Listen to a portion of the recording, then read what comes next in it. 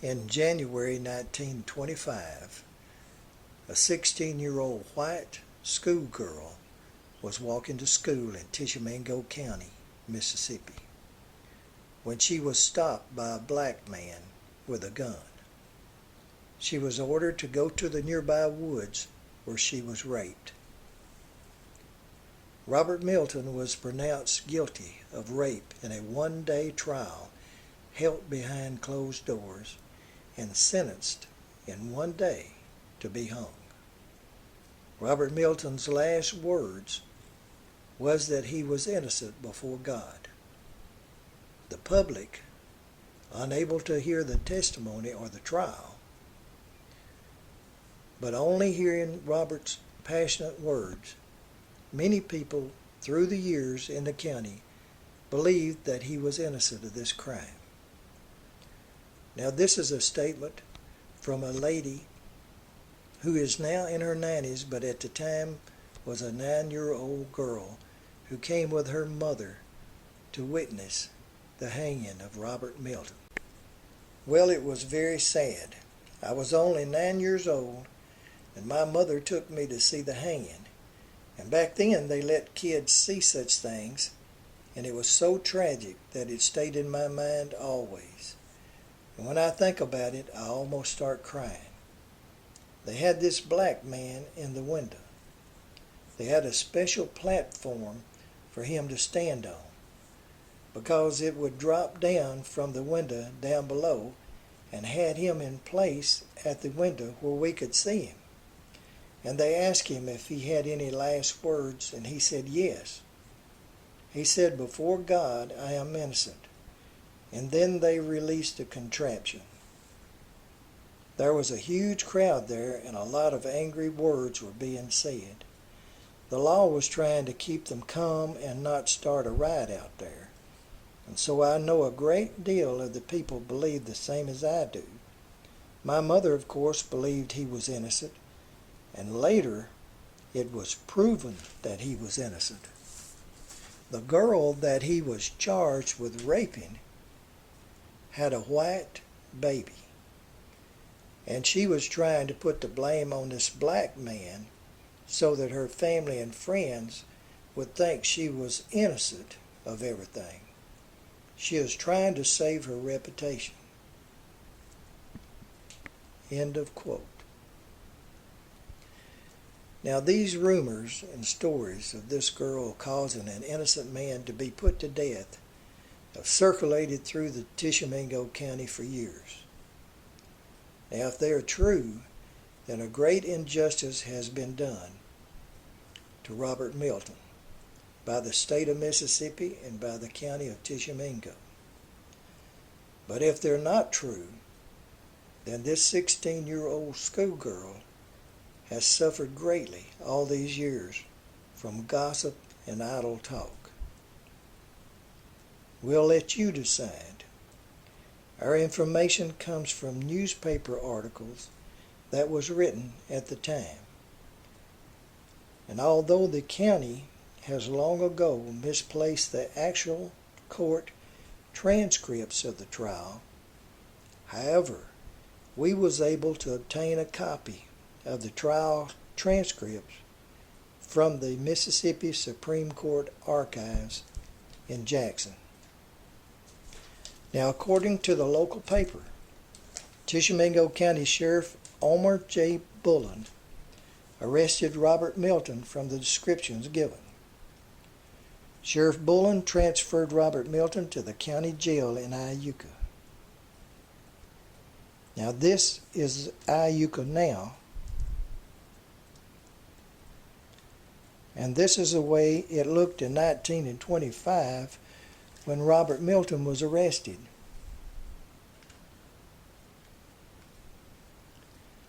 Now, this is where the old county jail was located. Now, Sheriff Bullen put on extra deputies on guard, expecting trouble from the local white citizens, and he was not disappointed, because soon an angry crowd gathered outside the jail demanding that the sheriff turn over his prisoner. Only Sheriff Bullen's determination to protect his prisoner saved Robert Milton's life. For the sheriff finally persuaded the crowd to let the court decide Robert Milton's fate. Now, on the 21st of August, 1925, 7 months after the crime, trial was held here in the upstairs courtroom of the old Tishomingo County Courthouse. They marched Robert Milton under heavy guard through these doors and up these stairs. The courtroom was full of spectators. The crowd was using angry slurs and threats towards the defendant. So much so that the presiding judge, the Honorable C.P. Long, ordered the sheriff to clear the courtroom. Of course, this meant that the trial would be held behind closed doors. And I think that this was probably the reason that there's so much speculation about the innocence or the guilt of the defendant. The trial was presided over by the Honorable Judge C.P. Long. The state was represented by the District Attorney, Jess A. Finley, and the County Attorney was J.C. Jordan, Jr. The court appointed attorneys for the defense because he had no money, and they appointed Attorney E.R. Legan and Attorney C.B. Wright. Now over here is where the 12 jury were sitting.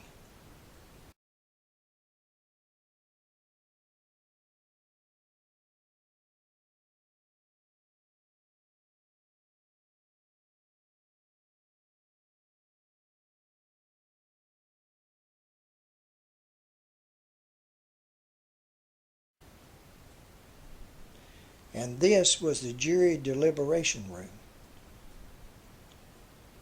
And the state calls its first witness, the prosecuting witness, Ms. Nellie Mae McAllister. Your name is Miss Nellie McAllister? Yes, sir. Now, Ms. Nellie, I want you to speak out so that the judge up there can hear you, and so these 12 men on the jury can hear every word you say. Do you know the defendant, Robert Milton? I know him when I see him. I never see him. I don't know him personally. Did he attack you sometime last January? Yes, sir. When was that, Miss Nellie? The 22nd day of January. Where did that take place, Miss Nellie?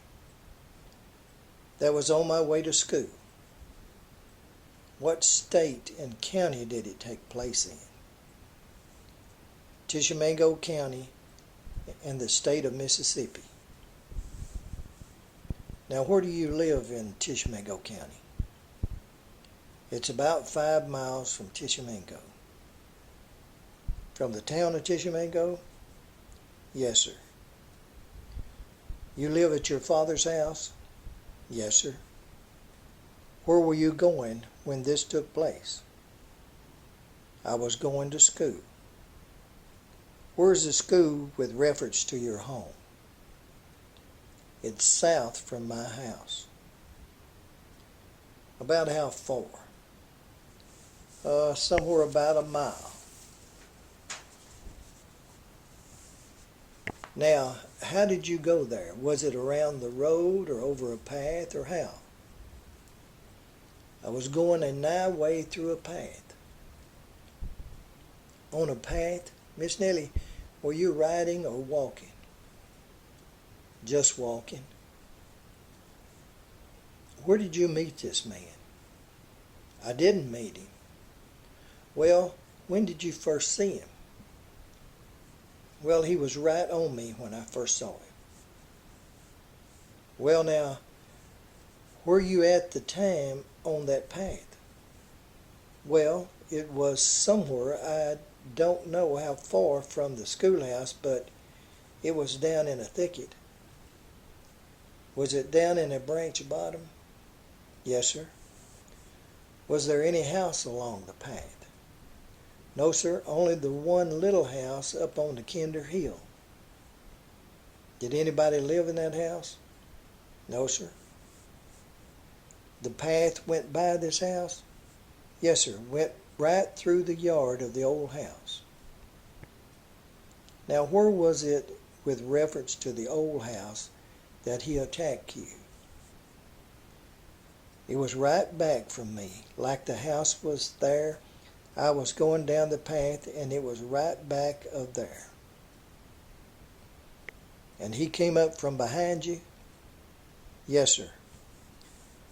Now, was there any other paths coming into that path between there and the schoolhouse? There was one that Miss Mamie Bickerstaff come. Now, where did it come from? It come from up there towards Mr. Tom Dean's. And it came into the path that you were on before it reached the schoolhouse? Yes, sir. All right, now. At the time he attacked you, just tell the court and the jury just what he did. Well, he just come up right behind me and put his left arm around my shoulder and asked me if I could show him the way to Boonville. And I told him I didn't know the way. And he asked me just what he wanted to do, and I told him no. Let's get out of here. And he said no, right here. So I was afraid he would kill me, and I was afraid to holler, so I did what he commanded me to do. Now, you say you were afraid he would kill you. Did he have anything to kill you with? Yes, sir, he had a pistol. What kind of pistol? Well, it was a blue steel. What was he doing with this pistol? He just had it in his right hand and had his arm around my shoulder. Then what did he do? He didn't do anything, only take my left arm around his shoulder and had his pistol in his right hand, and he asked me and I said no, and I want to go to school, and he said no, right here. And I was afraid he would kill me, and I just did what he commanded. Now, did he take you out of the path? Yes, sir, a piece from the path. And what did he do then? Well, he did what he intended to. He had intercourse with you? Yes, sir. Now, what did he do when he turned you loose? Well, I went to school. What did you do when you got to school? Well, when I got there, I went around behind the schoolhouse, and some of the girls told Miss Mamie I was crying, and she came back there and asked me what was the matter, and I told her. You told Miss Mamie Bickerstaff? Yes, sir. Did you tell her just what you have told this jury here? Yes, sir. Now is the cross-examination by Mr. Wright, the defendant's attorney. Let's see, about what time of the morning was this? Oh, about 35 minutes after 7. Who was going to school with you? Well, there was 2 of my little brothers. How big are they? Well, they're pretty small. They are younger than I am. How much younger than you? Well, One of them is 2 years younger, and the other is 4 years younger than I am. Well, how old are you? 16. Let's see, that would make your brother 14. Yes, but one of them was 12. Where were they at that morning? Well, they was on behind me. Just stopped up there behind me, and I just went on, and they come on. Well, did you see them? When did you see them the next time? Well, I saw them as they passed. When he had you down in the bushes? Yes, sir. You didn't say anything, did you? No, sir. How far were they from the path? Well, it wasn't hardly as far as, about as far as from here to that woman sitting there. Your brother passed along? Then the court speaks up and says, wait a minute, which one? This one here? And then the witness says, no, sir, that one back there. And the court says, that far window? And Mr. Legan speaks up and says, she said the woman. And then the judge says, oh, about 25 or 35 feet. Then the questioning went on. What was he doing at the time? He was just doing what he intended to do. How were you dressed that morning? Well, I had on a gingham dress and a princess in my underclothes. Have you any bloomers? Did you have any on? Yes, sir, black ones. Were those closed or open bloomers? Closed. Did he tear them off of you? No, sir, he made me undo them. Did you take them off? No, sir, I just undone them and pulled them down. Pulled them down to you on your legs? Yes, sir. I believe you said that he had you down. Yes, sir. And on top of you. Yes, sir. Now, how far did he pull those bloomers down? He pulled them down around my knees. Around your knees? Yes, sir. And he ravished you with those bloomers down around your knees? Yes, sir. How long were you down there in the bushes? About how long? Well, I guess about 10 minutes, I reckon. When he let you loose, what did you do? I went right on straight to school. Now, which way did he go? I don't know. I didn't pay any attention. So you left first. Yes, I left first. Where was his gun when he was on top of you? He laid it out just at a little piece from my feet. From your feet? Yes, sir. About how far from your feet? Well, about as far as from here to that table. About how far from there was it to the schoolhouse? Well, I just don't know how far it was. Well, about how far? About a half a mile, I guess. Now, about how far was it to the path that come in from Mr. Dean's? About a quarter across. About a quarter across from one path to the other? Yes, sir. Did the path come in between you and behind you or in front of you? In front of me. Okay. About how far in front of you would you say? Wasn't hardly a quarter of a mile in front of me. You don't know what direction he went from there? No, sir, I don't.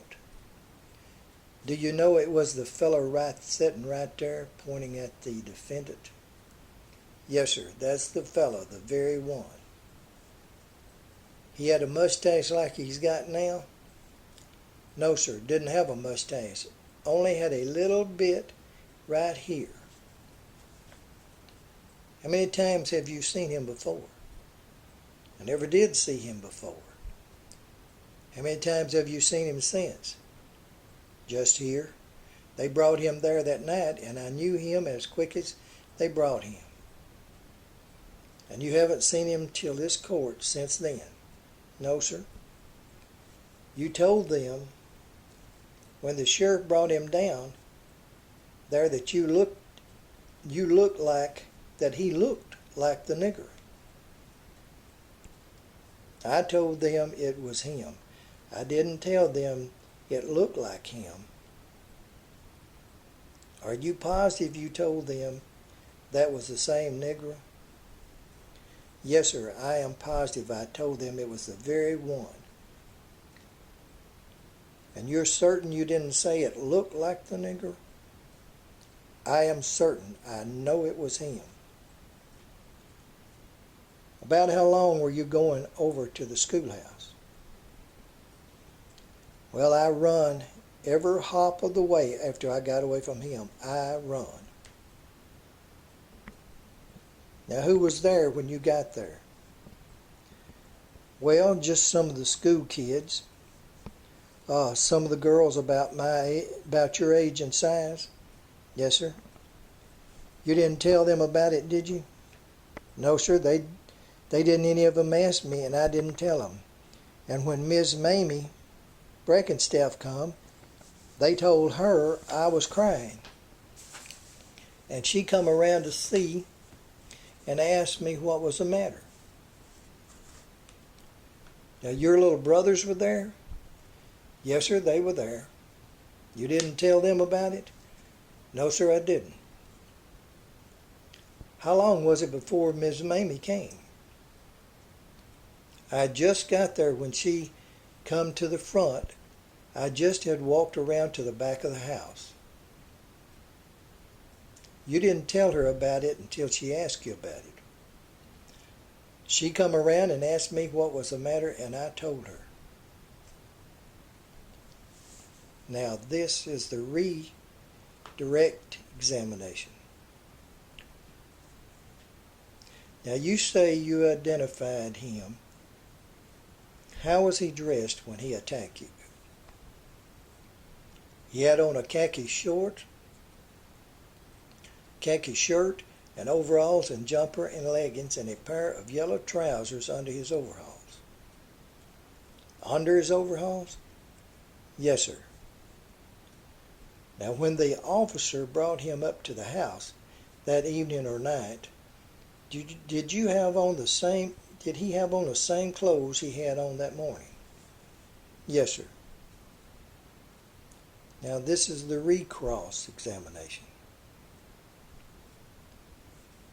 Did he unfasten his clothes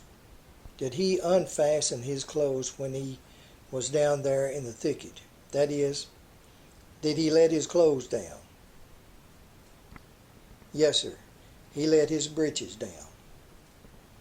His overalls down? Yes, sir. When they brought him up there how did you know he had that same pair of trousers under his overalls? Well, he had them on. How did you know?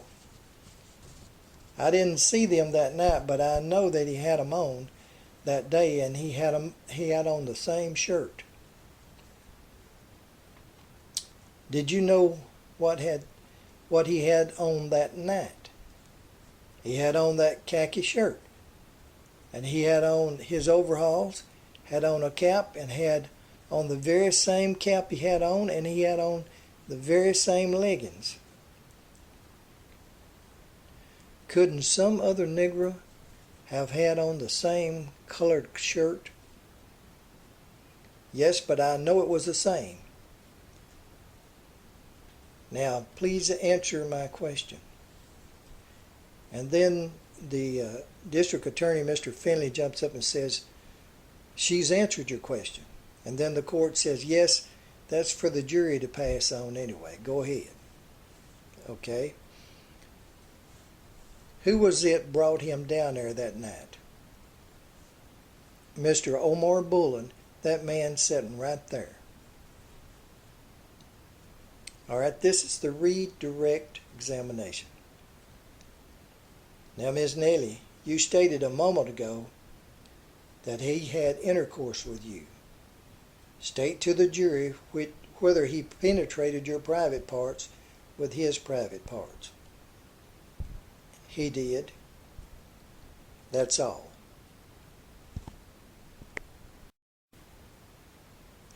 And then this defense called Louis Duke. Now, Mr. Duke testified that he had seen Robert Milton that morning. However, under cross-examination, the exact time could not be established that he seen Robert. And that was basically his testimony. The next witness to be called by the state was Miss Mamie Burkerstaff. Now, Miss Mamie was the school teacher at Mount Pleasant School, and she stated that she was walking to school that morning when she met Robert Milton on her way. She stated that the path that she traveled intersected with the same path that Nellie McAllister traveled, only her path was closer to the school. She described his clothing the same as Nellie had described, and she stated that when they brought him for her to identify, that he had his head down and turned to the left. So she said, I couldn't see him so well, so I said, that doesn't look like him. And then he jumped up and said, thank you, and his wife was howling too. When he jumped up, I could see him better, and I knew he was the one that I had met that morning. She also stated that when she got to school, Nellie's little brother came to her asking her to see about Nellie, that she was behind the school crying. She would not tell anyone what was wrong. She testified that she knew it was something serious if Nellie was crying. She took Nellie off to herself, and Nellie told her what had happened. She also said that she didn't see a gun on Robert when he passed, but she wasn't looking for one. That was basically her testimony. The next witness to be called by the state was Dr. W.C. Waldroth. Now, basically, the doctor testified that he examined Nellie that morning sometime around 10 a.m. He said that her face was swollen and red, but he didn't believe it was from a physical altercation, but from the fact that she had been crying and rubbing her eyes. But he said that she was in a stupor and in a paranoid state. She seemed to be in shock, and he could barely get her to talk. He said physically there were no cuts or bruises except around her private parts. Now, he found the presence of male semen, which seemed to prove that she had intercourse. Now, some blood stains, and also he described tearing of the membranes. He also stated that her private parts had definitely been penetrated. Then they asked him if he knew the defendant, Robert Milton. And he said that he had seen him, and he knew him, and that he had seen him that very afternoon in Tishomingo. He described what he saw him wearing, and it was the same description as Nellie had given, including the doctor said that he had seen the yellow trousers under his overalls. And that was basically all that the doctor testified to. The next witness called by the prosecution was Mr. Allen McRae. Now, Mr. McRae, his basic testimony was that he had been out real early the morning of the crime, and he come out to run his hunting traps. When sometime around sunup, he stated that he met Robert Milton up close to the old Ronald house. He also gave a description of the clothes that Robert Milton was wearing, which coincided with the description of the rest of the witnesses. Now, this was basically his testimony. Then the defense called Sheriff Homer J. Bullen. Now, the sheriff was asked to tell about Nellie's reaction when he first brought Robert for her to identify. The sheriff said that Ms. McNally said, "It looks very much like him. I can't stand to look at him," and she fell over on the bed crying. Now, this was at night under lamplight, and he stated it was daytime when he took Robert to see the teacher, Mrs. Burkerstaff, at the school. Now, she was on a wagon and first said it was not the man, or it was the wrong man, or something to that effect. But later on, she said it looked very much like him. The sheriff stated that he asked Robert if he had a pistol, and he said no. And later someone told him that Robert had a pistol at his home, which the sheriff found, and it was identified as a blue steel. The next witness for the defense was Mr. Monroe Cagle.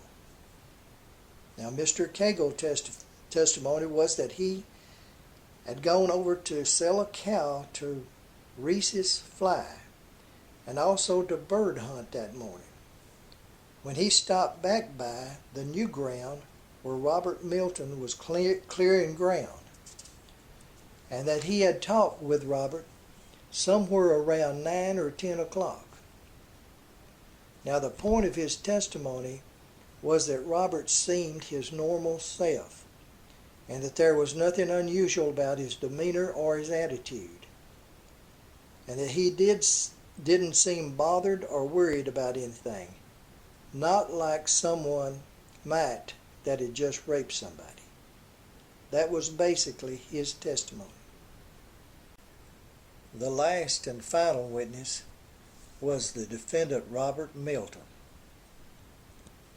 He was questioned by his attorney, Mr. Ligon, which testified as follows. This is the direct examination. "Is your name Robert Milton?" "Yes, sir." "You are the defendant in this case?"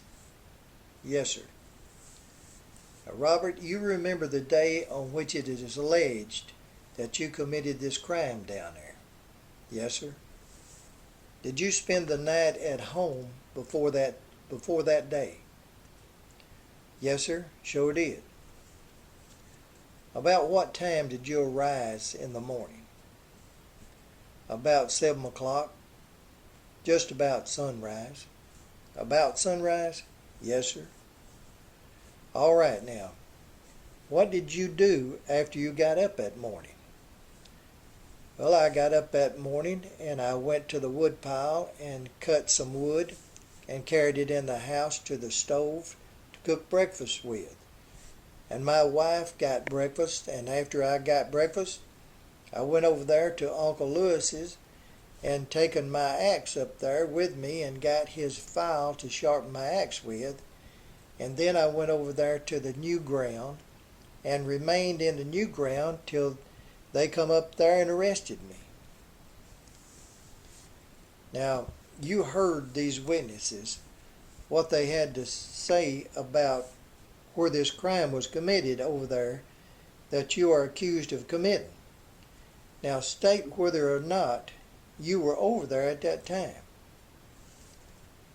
Mr. Judge, I says to you all, I wasn't there at that time, 'cause that place where this crime was committed at, I don't know not anything about this place. I'm a stranger in this country. Anyway, and there they say this crime was committed. I had never been there in my life, and this schoolhouse, that place, I haven't even been in that country. Know nothing about this country at all. I know nothing about it at all. I'm a stranger here and know nothing about the country at all. Now you heard this young lady that was on the witness stand this morning state to the court and to the jury that you ravished her. Now state whether you did or not. Is that true? Well, I says, Mr. Jurors, that she's mistaken in the man. I'm not the man.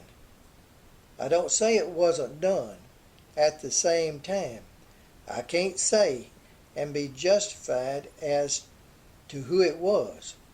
But I can say this and be justified by our Heavenly Father, and that is that I am not the man. Did you ravish that girl? No, sir, I did not. Did you ever see that girl before? Never did before in my life. Now you heard them talking about the old house over there. They called it the Royal House. Were you ever over there in your life? No, sir, never in my life. Do you know how far it was from where you were? No, sir, I do not. Now you heard this witness say he met you over there somewhere in the morning between daylight and sunup. Were you over there then in that vicinity where he was talking about? No, sir, 'cause between daylight and sunup I hadn't got up. Did you see anyone else that morning? No, sir, no one but Uncle Lewis and Mr. Cagle and this Watson boy. Had you been away from your house to any other place that morning until you went to Uncle Lewis's? No, sir. I went to slop the hogs. Then was the last time you saw Uncle Lewis, when was that until you saw him this morning? It's been the 22nd day of January before I've seen him here on Friday. Have you ever talked to or discussed this case with Louis Duke since you have been arrested? No, sir, I have not. I haven't had an opportunity to see him. Now you heard this young lady say on the stand this morning that was teaching school down there that she met you on the path between the place where she was boarding and the school building. State to the jury whether or not you were on that path that morning or down there. Mr. Jurors, I say I was not on that path because I don't know where that path was.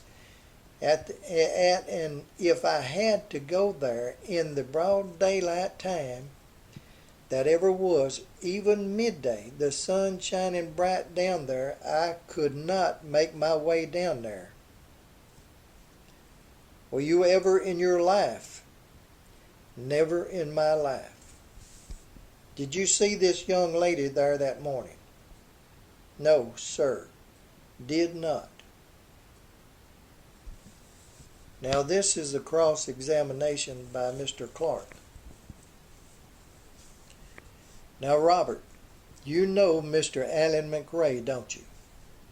No, sir. Don't you know that white fellow that testified here this morning? No, sir, I don't know him. Didn't you hear him say that he knew you before this morning? Yes, sir, I heard him say that. I heard him say he seed me someplace, but if I seed him, I can't remember. And didn't you hear him say that he had been to his traps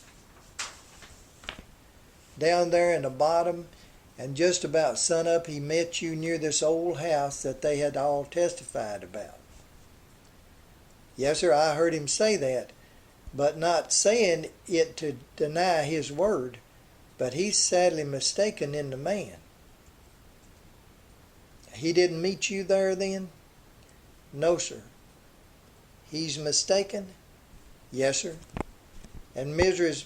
Burkerstaff is mistaken about seeing you down there? Yes, sir. And this little McAllister girl, is she mistaken about it too? Yes, sir. Now then, how far is this new ground from your house? My house is as near as I can get at it. I'd say about 140 yards. I guess it's across 2 acres of the new ground, and I was up in the new ground, I reckon, about 15 or 20 yards. Now then, what time did you go to work in the new ground that morning? About 8 o'clock. About 8 o'clock? Yes, sir, about 8 o'clock. About 8:15. And about 8:30 when the officers came down there. No, sir, they didn't come down there then. Well, didn't you hear Uncle Lewis state a minute ago that you had been down there about 30 minutes when they came? Yes, sir, I heard him state that. Is he mistaken about that? Mr. Attorney, you all just got the wrong man. Uncle Lewis was mistaken about how long you had been down there when the officers came, was he? No, sir, I don't suppose he knows exactly. No, and I don't know exactly how long you had been down there when the officers came, do you? Yes, sir, I do. Did you look at the clock at the house? Yes, sir, I left about 8. About 8 o'clock. I looked at the clock and I went over to Uncle Lewis's and then went back to the new ground. So that would have been about 8:30, wouldn't it? What time was it when the officers came down there? I don't know, sir, exactly what time it was. Anyway, I was in the new ground, and I guess a little bit when Mr. Cagle came down there, and after Mr. Cagle left, the officers came. Now, Mr. Cagle got there between 9 and 10 o'clock, didn't he? Yes, sir. And how long had he been gone before the officers came? I don't know, sir, about 30 or 35 minutes. About 30 or 35 minutes. Yes, sir. Now, how were you dressed that morning, Robert? How was I dressed? Yes. Well, I had on overalls and leggings and a cap. What else did you have on? Well, I had on a shirt, a khaki shirt. You had on a khaki shirt. Yes, sir. What else did you have on? That's all. What I had on under. Which? Well, I had on a suit of underwear under. Nothing else under the overalls? Well, yes, sir, I had on a pair of pants. What kind of trousers? White. White. Now, wasn't they yellow? They had been yellow, but they were washed white. They were still yellowish looking, though, wasn't they? You had on the very same description of clothes that morning that this McAllister girl and Miss Breckenstaff and the Allen McRae and the doctor and Dr. Waldrop and Mr. Bullen all described, didn't you? Yes, sir. Same identical description, wasn't it? Yes, sir. That's all. Oh, wait a minute. What kind of mustache did you have? Well, I had them shaved along about right here, Didn't you just have a little wisp along there here? No, sir. Came way around here? No, sir, 'cause they don't do that way no more. But they didn't come around there as far as they do now, right? No, sir. You had a little whisk in there. Yes, sir, I had a pretty good little whisk in there. No more questions. The trial was completed by 5 o'clock that afternoon. The judge then turned it over to the jury for a verdict. The jury filed into the deliberation room to make their decision. Within 30 minutes, by 5:30, the jury had reached a verdict: guilty. By 6 o'clock, the judge had decided on a sentence and handed down that Robert Milton was to be hung. The date was set for the 21st of September, which was only 1 month away. However, appeals delayed the execution for another 7 months. I'll try to show some of the local news articles here that's pertaining to this case.